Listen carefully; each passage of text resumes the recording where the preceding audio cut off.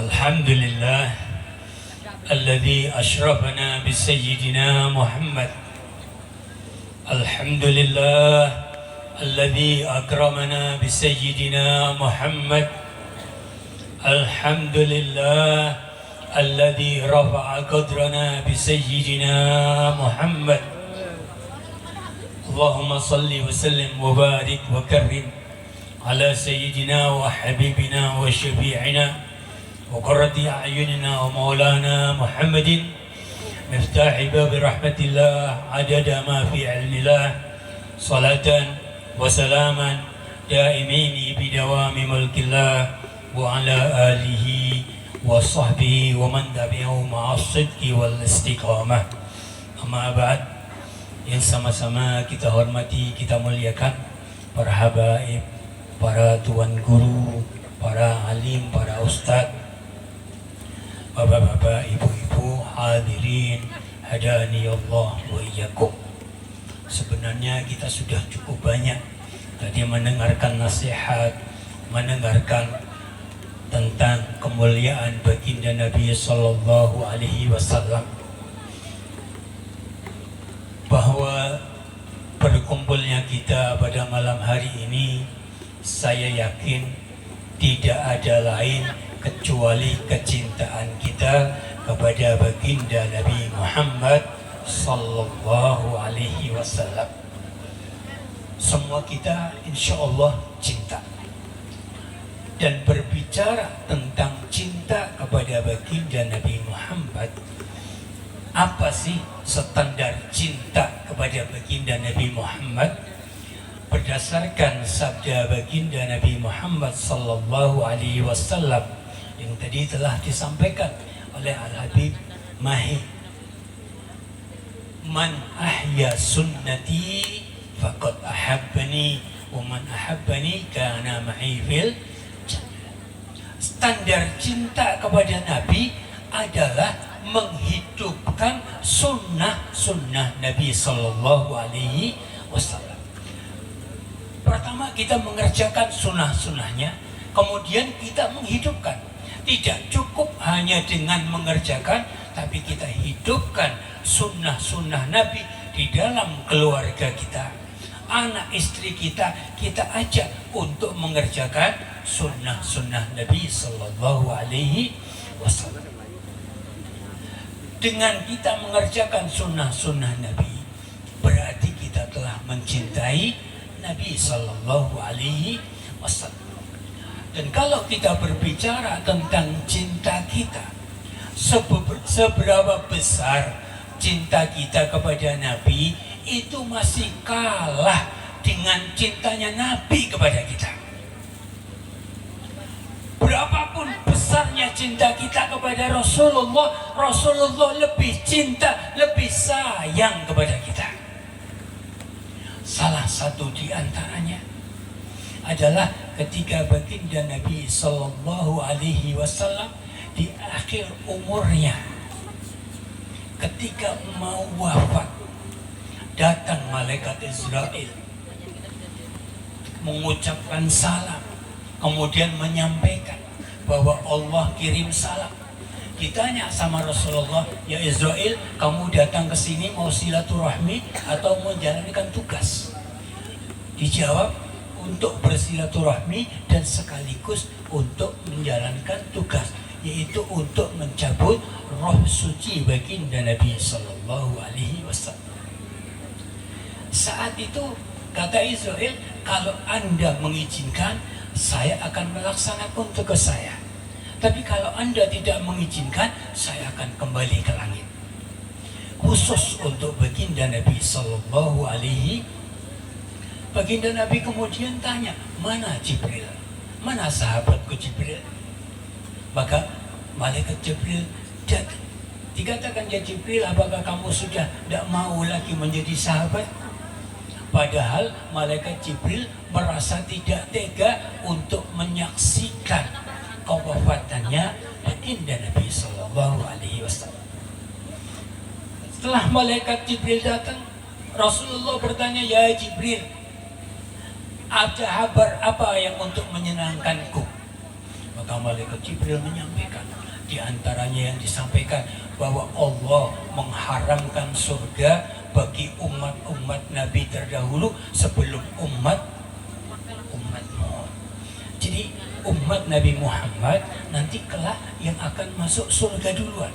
Umat Nabi-Nabi terdahulu nanti setelah umat Nabi Muhammad. Menyampaikan kabar berita yang bahagia, yang membahagiakan Nabi. Malaikat Jibril mengatakan bahwa Allah menunda adabnya umatmu sebelum roh sampai di tenggorokan. Kalau roh belum sampai tenggorokan, umatmu tobat masih diterima. Umat nabi-nabi terdahulu kalau malam melakukan maksiat, siangnya di rumahnya ada tulisan, si fulan telah melakukan ini, dendanya ini. Dan tulisan itu tidak bisa dihapus. Tapi untuk umat Nabi Muhammad, melakukan maksiat sebesar apapun masih ditutupi sama Allah Subhanahu wa Ta'ala dan masih ditunggu tobatnya sampai sebelum roh sampai di tenggorokan. Setelah mendapat kabar gembira, Nabi sudah merasa puas, merasa senang tentang nasib umatnya, baru mengatakan, ya Israel, silahkan kerjakan tugasmu. Maka malaikat Israel mulai mencabut roh suci. Dan malaikat Israel mengatakan, ya Rasulullah, bahwa aku mencabut rohmu yang suci ini dengan cara yang paling baik, dengan cara yang paling halus. Tidak dilakukan kepada siapapun sebelumnya maupun sesudahnya, khusus untuk baginda Nabi Sallallahu Alaihi Wasallam. Ketika roh suci baginda Nabi mulai dicabut oleh Israel, Nabi merasakan sakit. Padahal dicabutnya dengan cara yang paling baik, dengan cara yang paling halus. Nabi merasa sakit, mengatakan, kemudian Nabi mengatakan, ya Israel, berhenti dulu. Kamu tadi mengatakan kalau engkau akan mencabut rohku dengan cara paling baik, dengan cara paling halus. Iya ya Rasulullah, tapi aku masih merasakan sakit ya Israel. Dijawab sama Israel, memang begitulah ya Rasulullah, roh dicabut itu rasanya juga sakit. Apa yang ada di pikiran baginda Nabi Sallallahu Alaihi Wasallam ketika merasakan sakitnya roh dicabut, padahal dengan cara yang paling halus, dengan cara yang paling baik. Kata Rasulullah Sallallahu Alaihi Wasallam, ya Israel, kalau engkau mencabut rohku dengan cara yang paling baik, dengan cara yang paling halus, aku masih merasakan sakit seperti ini. Bagaimana dengan umatku yang engkau tidak akan melakukan itu? Yang dipikirkan adalah umatnya. Yang dipikirkan kita, umat baginda Nabi Sallallahu Alaihi Wasallam. Akhirnya dia minta, Rasulullah minta, ya Allah, kalau rasa sakit roh dicabut seperti ini, saya takut umatku tidak kuat. Saya takut umatku tidak kuat. Maka rasa sakit umatku ketika roh dicabut, sekarang saya minta timpakan rasa sakit umatku kepadaku, biar aku yang nanggung. Itu cinta Nabi, kasih sayang Nabi kepada kita. Rela berkorban menanggung rasa sakit umatnya ketika roh mereka dicabut. Dan semua itu dikabulkan oleh Allah Subhanahu wa Ta'ala. Walaupun dikabulkan, tapi tetap roh baginda Nabi juga dicabut dengan rasa tidak sakit. Begitu juga dengan umatnya. Ini karena sayangnya Nabi, sehingga Allah pun sebagaimana tadi diceritakan oleh Al-Habib Hasan, bagaimana cintanya Allah kepada baginda Nabi Sallallahu Alaihi Wasallam, apapun permintaannya Nabi dikabulkan oleh Allah Subhanahu wa Ta'ala. Dan ini adalah keuntungan untuk kita. Ini keuntungan untuk kita.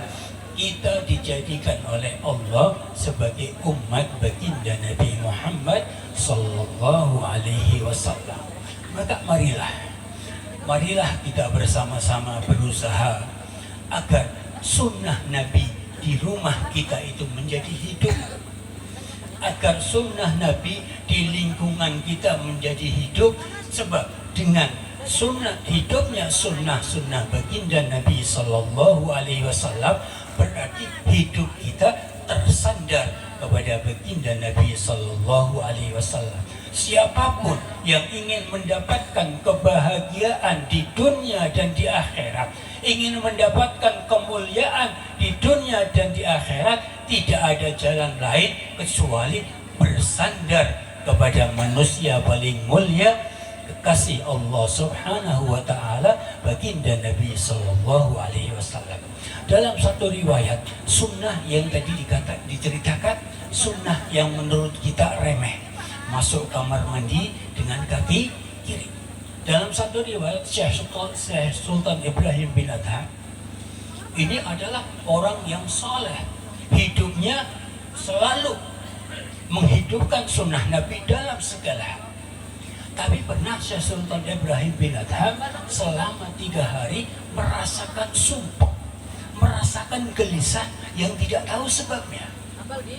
Sampai setelah 3 hari, kemudian Syekh Sultan Ibrahim bin Adham bermunajat kepada Allah Subhanahu wa taala, minta petunjuk apa sebabnya sumpahnya hati, gelisahnya hati. Maka ada jawaban bahwa, ya Sultan Ibrahim bin Adham, kamu pernah lupa sekali masuk kamar mandi dengan kaki kanan.